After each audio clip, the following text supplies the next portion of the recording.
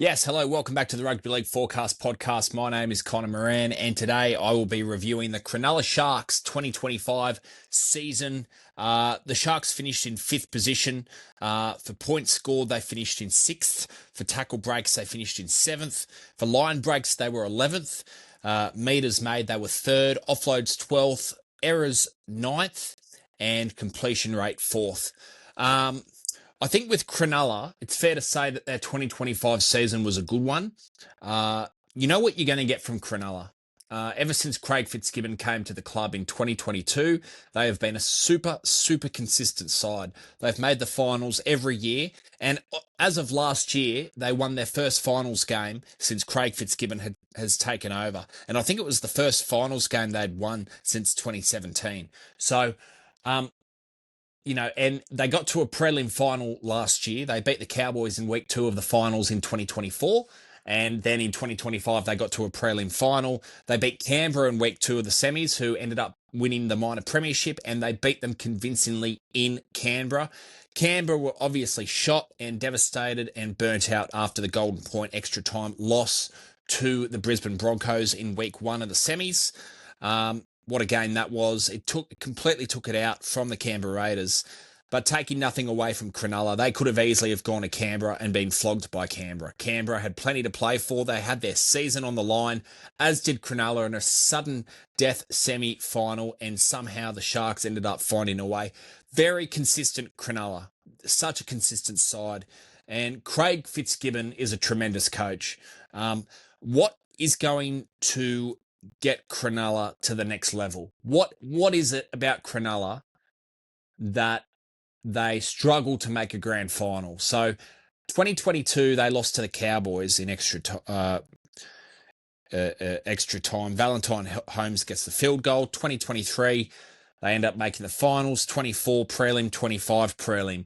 But they've had this side together now for 4 or 5 years, and I feel that they are just lacking 1 or 2 superstar players to get to the next level. I've got to say, when Cameron McInnes got ruled out at the later stages of the season and he was out for the season, for me, straight away I wrote off the Sharks. Straight away I went, you know what? They're gone. They can't win it without their captain, their inspirational leader. They can't win it without Cameron McInnes. He's the glue in attack and defence. He offers so much through his leadership. But they went up another level. When Cameron McInnes got injured, Blake Brayley then gets named captain, and his game goes to another level.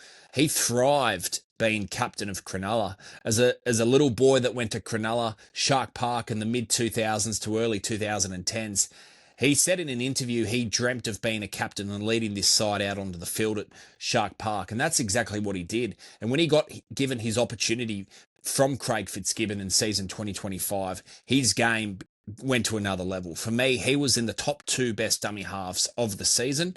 And if I'm Laurie Daly, he's my number 9 for Origin in season 2026. He was absolutely outstanding. I thought Blake Brayley was extremely unlucky not to be given a go in Game 3 of the Ashes series under Kevin Walters as the Australian coach. He went on the tour but was not given a game alongside the other players there, such as Ethan Strange and Bradman Best and so forth. But what I found really intriguing was the way in which they went up another level when Cameron McInnes got injured. Not just Blake Brayley, but the likes of Jesse Colquhoun, who then played in the lock forward position. And they just kept winning without Cameron McInnes. It's almost like they used his injury as motivation. All of a sudden, everyone wrote Cronulla off, including myself, yet they got to a prelim final. I believe they have the side. I believe they have what it takes to get to a grand final. But I also wonder if they are lacking one more superstar player. Will Kennedy, for me, he cops a bit, right? He does. He's not your superstar fullback, but for me, he's a very consistent fullback. I think he's been a really good player for Cronulla ever since he started playing fullback consistently in 2021 for the Cronulla Sharks. I think he's been super consistent for them. And in 2025, sure, it wasn't his best season, but there were many games where he he played really well. There's no doubt in my eyes that he needs to be the fullback for Cronulla in 2026. 2027, he may end up in Perth. Who knows? But for me, Will Kennedy was really good. I thought he had a pretty good season. He's not your superstar fullback, as I mentioned, but he gets the job done. He represents Cronulla, where overall they're pretty consistent. At times they can be hot and cold, but they're just a consistent side. But I think the fans, the Cronulla fans would probably be sick now of people saying they're super consistent. They haven't overly bought too many players in, apart from Adam Fanua-Blake, since 2022. And back then it was Nicho Hynes was brought to the club and, been in the halves alongside Matt Moylan, and then Braden Trindle got moved to the halves. And there's been very little change, I have to say, since that 2022 season when Craig Fitzgibbon came to the club. Josh Hannay, the assistant coach, is now going to be the head coach of the Gold Coast Titans. For me, he's a loss. Just being in the coaching staff, he is a loss to Cronulla without a doubt. But I thought overall the Cronulla Sharks had a really good year. They got to a prelim final. They are starting to win finals games, which is what they got criticised for the most. They didn't know how to win a final before 2024. Well, now they've won 3, I think, in 2 years. So they're getting there. The Sharks are getting there. I think they're perhaps 4 finals now in the last 2 years. So they're slowly but surely getting better as a side. Whether or not they can make a grand final, I'm not sure. I just think they have to have players in career best form. Nicho Hynes will have to be in his 2022 Dally M season form for me to really believe that they can go up another level. But I understand Nicho Hynes cops a lot, but for me, I think Nicho Hynes and Braden Trindle, the way in which they combined in the semi-final series of 2025 was fucking outstanding. I thought they delivered. They knew each other's roles, and I think it's fair to say, as we all know, Braden Trindle may have the 6 on his back, but he is the conductor in that side. He's the number 7. You can see it through his kicking game. He's just calling for the ball all the time, as Nicho Hynes is more that free-flowing, running 5'8". And these two halves remind me of Kieran Foran and Daly Cherry Evans, where Foran wore the 6 like Hynes, but Foran genuinely was the number 7. He was the conductor.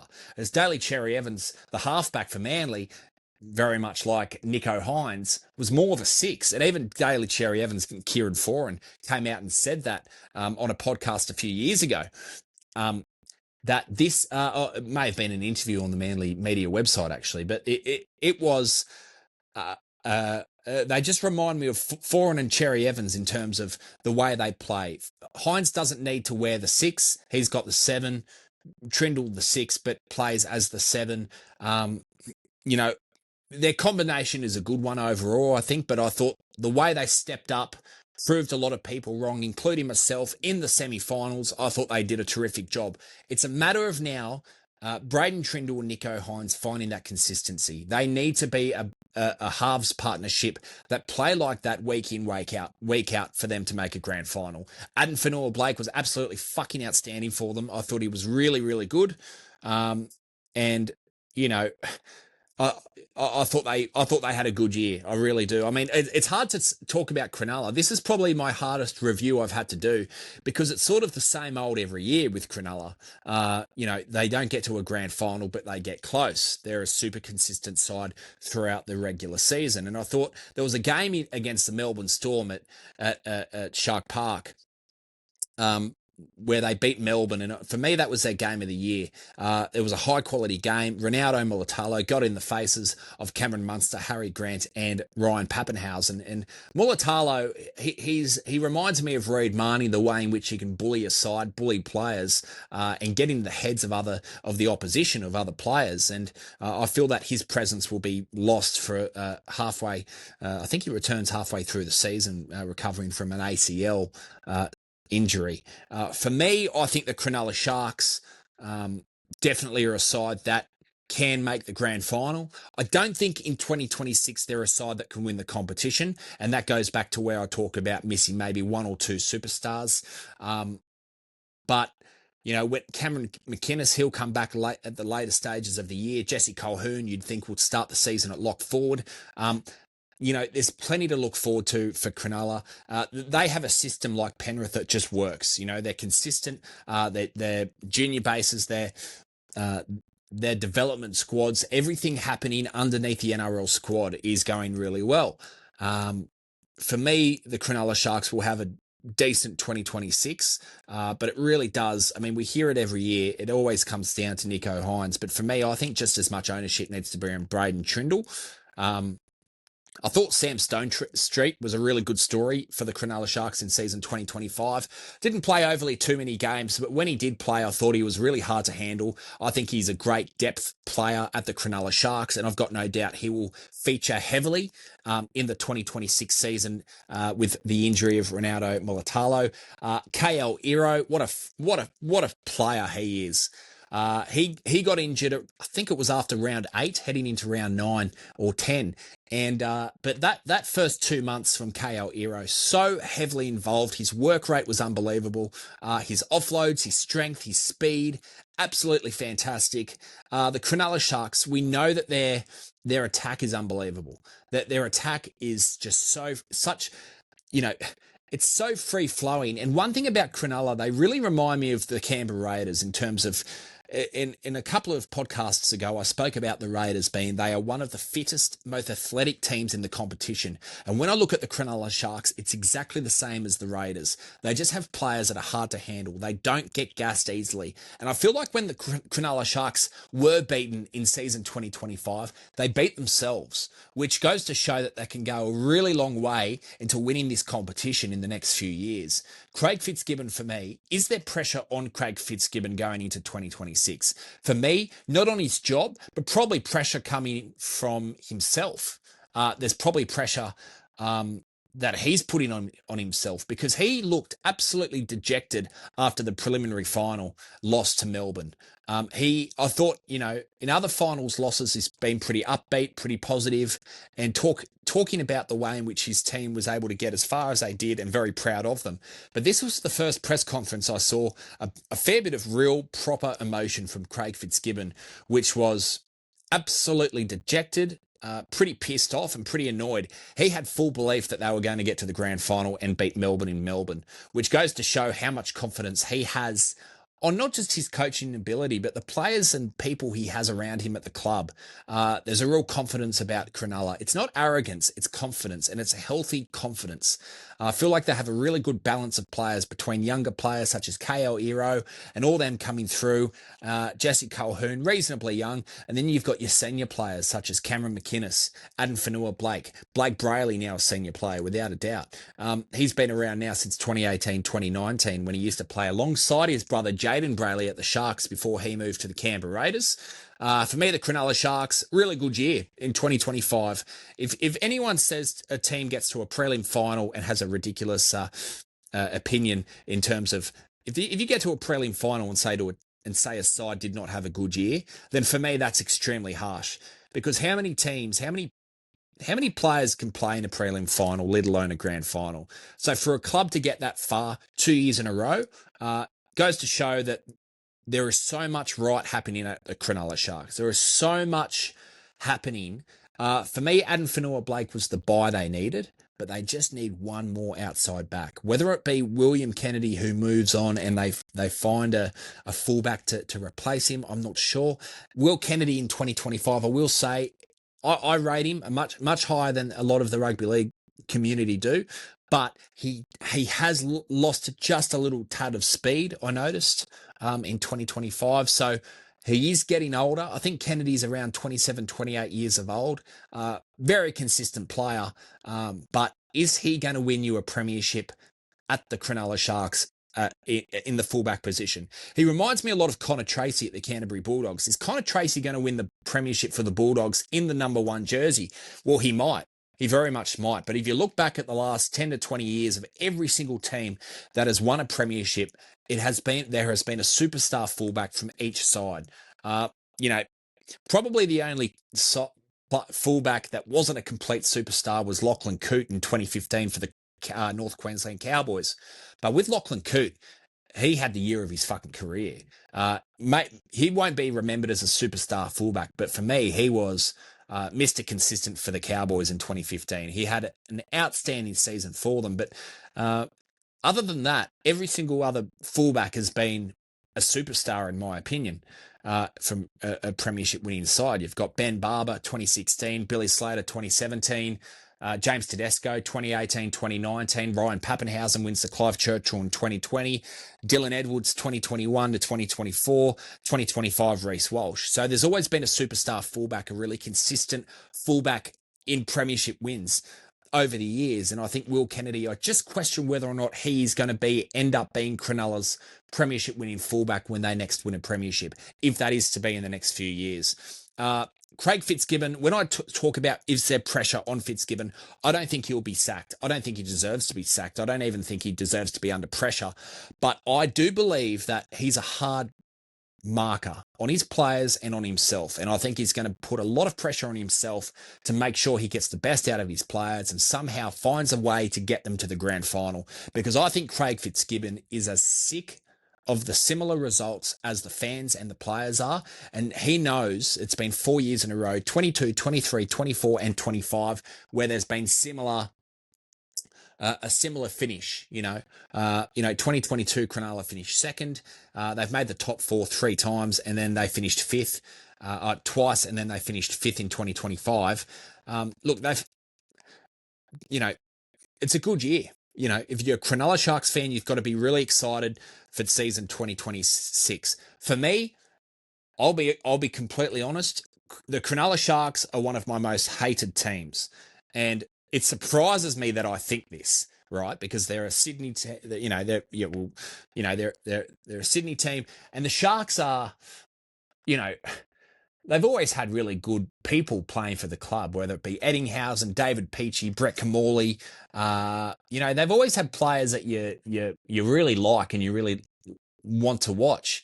But for me, the only reason I hate Cronulla, almost more than any other side in the competition, bar Brisbane and Melbourne maybe, the Cronulla Sharks, only because Brisbane, they get a lot of advantages, and then Melbourne, I'm a Manly fan, so I'm annoyed of the 07 grand final. But I remember 2005 going to Shark Park. I think it was called Toyota Park or Toyota Stadium back in 05. And I remember going with my uncle Craig, and we went to watch the Manly Sea Eagles take on the Cronulla Sharks, and Manly ended up getting beaten. I reckon I'm going to say it was probably around 66 points to 6, 66 points to 12. I do remember Steve Menzies scored a try in that game, but it was the biggest loss in Manly's history at that time. And I actually think it may still stand. And I remember leaving, being 10, 11 years old in my Manly jersey, and so many Cronulla fans just came up to me giving me so much crap, and I just stayed really angry about that. And it just hasn't left my system. I haven't moved on. So for me, the Cronulla Sharks, I don't like them, to be honest. They're not one of my favourite teams, but I've got a couple of really good mates. They're both called Stephen, actually, Stephen King and Stevie Davis, that, I'd be very happy for them to see Cronulla do well, for them. But for me, I'd be happy for them I'd be happy for them to see Cronulla do well. But yeah, personally, I'd like to see other teams, win the comp before Cronulla do again. But in saying that, you've got to give credit to Cronulla and what they've been able to achieve since Craig Fitzgibbon's come to the club. And if you ask most clubs over the last 4 or 5 years, what would you love to be?